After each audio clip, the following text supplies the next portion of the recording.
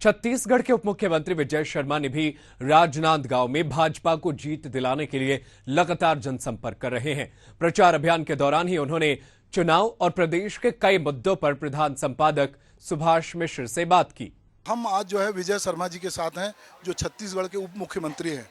दरअसल जब हम बहुत सारे चेहरे देख रहे थे राजनीति में और जब चुनाव होने वाला था, तो एक चेहरा कहीं पोस्टर में नहीं था, वो था विजय शर्मा का। और किसी को ये पता नहीं था कि विजय शर्मा जो है इस राज्य के उप मुख्यमंत्री बनेंगे। पर जिस तरह से उन्होंने कवर्धा से जीत दर्ज की, और इस समय जो संसदीय क्षेत्र है राजनांदगांव, जो बहुत हाई प्रोफाइल है, जहां आज कांग्रेस की बहुत रैली निकली है और यहां से पूर्व मुख्यमंत्री भूपेश बघेल लड़ रहे हैं, वहां पर विजय शर्मा जी जो हैं वो भाजपा की तरफ से चुनाव को देख रहे हैं। तो मैं चाहूँगा विजय जी कि आज जिस तरह की कांग्रेस की रैली निकली और उन्होंने जिस तरह जीत की बात की है, उसको आप किस तरह से देखते हैं? जन जन को ये जानकारी है कि जिन्होंने शराब का बड़ा घोटाला किया पूरे प्रदेश में, जिन्होंने कोयले के पीछे प्रति टन 25 रुपया की उगाही की, जिन्होंने व्यापारियों को परेशान किया, जिन्होंने महादेव सट्टा ऐप के नाम पर पैसा खाया, जिन्होंने पीएससी का घोटाला किया, ऐसे विभिन्न चीज़ों को करने वाले, दबाव की राजनीति करने वाले और कवर्धा के सांप्रदायिक सौहार्द को बिगाड़ने वाले व्यक्ति को एक हाथ में पूरे कवर्धा की कमान देना, इन सारे विषयों को देखते हुए पूरे क्षेत्र में बहुत स्पष्टता के साथ जनता चाहती है कि नरेंद्र मोदी जी फिर से प्रधानमंत्री बने, और जनता यह भी चाहती है कि भूपेश बघेल यहाँ से विदा हो जाएं, वापस चले जाएं। पहले से ही पाटन की जनता का अपमान करके यहाँ आए हैं, दोबारा यहाँ को इनको कोई स्थान नहीं दिया जाएगा। विजय जी, यहाँ की अगर हम संसदीय क्षेत्र की बात करते हैं तो यहाँ पे जो 8 सीटें हैं उसमें 3 बीजेपी के पास है और 5 कांग्रेस के पास है। तो इनको लग रहा है कि हम जो लोकसभा में उसको रिपीट करेंगे, और आज उनकी रैली में जो नेता बात कर रहे थे, उस गणित को आप किस तरह से देखते हैं? उस गणित को आप सोच कर देख लें कि पिछली बार कितनी बम्पर सरकार इनकी बनी थी विधानसभा में, और उसके ठीक बाद लोकसभा में 11 में से 9 सीटें भारतीय जनता पार्टी ने जीती थी। जब इतनी बड़ी इनकी सरकार बनी थी और भाजपा 9 में से 11 जीत गई, तो भाजपा की इतनी बड़ी सरकार बनी तो 11 में 11 हम जीतेंगे बोल रहे हैं, तो क्या गलत कह रहे हैं? मोदी जी के नाम पर वोट पड़ने वाला है भैया, मोदी जी को जनता चुनना चाहती है। जी, आप राज्य के गृह मंत्री, आपने पिछले दिनों ये कहा था कि नक्सलाइट समस्या जो राज्य की है उसको हम खत्म करना चाहते हैं और जरूरत पड़ी तो हम उनसे बातचीत भी करेंगे।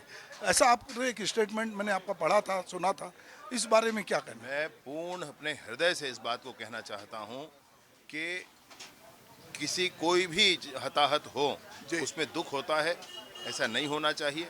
और इसलिए जैसे भी आवश्यकता है हर विषय पर, सरकार क्या चाहती है? सरकार चाहती है कि बस्तर के गांव तक बिजली, पानी, सड़क, स्कूल, अस्पताल, आंगनबाड़ी पहुंचे। जी, यही सरकार चाहती है, इससे ऊपर तो कोई बात नहीं। तो अगर ये ऐसा रोका जा रहा है तो हम समझना चाहते हैं कि क्यों रोका जा रहा है, इसलिए हम चर्चा करना चाहते हैं। और अगर ऐसा रोका जा रहा है, रोकने वाले चर्चा करें, प्रेम से बात बनेगी, कुछ नहीं तो सख्ती करना पड़ता है।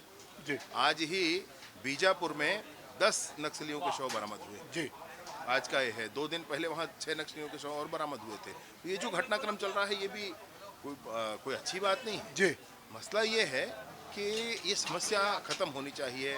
क्यों आप विकास को अवरुद्ध करना चाहते हैं, ये मसला है। जी, यहाँ पर एक बातचीत आज हम लोग बहुत लोगों से कर रहे थे कि बाहरी कैंडिडेट को यहाँ पे राजनांदगांव में बार बार भेजा जाता है। जो लोग यहाँ के स्थानीय लोग बातचीत कर रहे थे तो उनको लग रहा था कि कोई भी आदमी जो बाहरी वो होता है जिसकी सक्रियता क्षेत्र में नहीं होती कभी। जी, बड़े नेताओं के लिए हो सकता है, मैं उस बात का विरोध नहीं कर रहा हूँ। मेरा मसला ये है कहने का कि अगर आपकी सक्रियता ही नहीं है, आपने जनता की सेवा ही नहीं की है, आपने मसलों पर लड़ाई ही नहीं की है, तो फिर कैसे आप अचानक चुनाव लड़ने आ गए? आपका एक बयान जो है बहुत चर्चा में है कि आपने कहा था कि कलेक्टर, एसपी सबकी पत्नियों को पैसा मिलेगा। तो लोग कई जगह आपके बयान को कोट करते हैं कि विजय शर्मा जी ने ऐसा कहा था, पर अब उसमें 70 लाख महिलाओं को ही ये पैसा मिल रहा है महतारी वंदन का। निस्संदेह ऐसा है।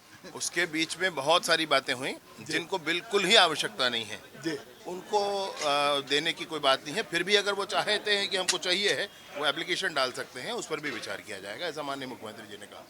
तो दोस्तों, ये हमारे साथ छत्तीसगढ़ के गृह मंत्री विजय शर्मा जी, और जो इस समय राजनांदगांव संसदीय क्षेत्र में भाजपा कार्यालय के सामने जो एक बहुत लोकप्रिय होटल है वहाँ बैठे हुए हैं और अपने साथियों के साथ चाय का स्वाद ले रहे हैं। चलिए हम इनके साथ चाय का आनंद लेते हैं। तो बहुत बहुत धन्यवाद विजय जी।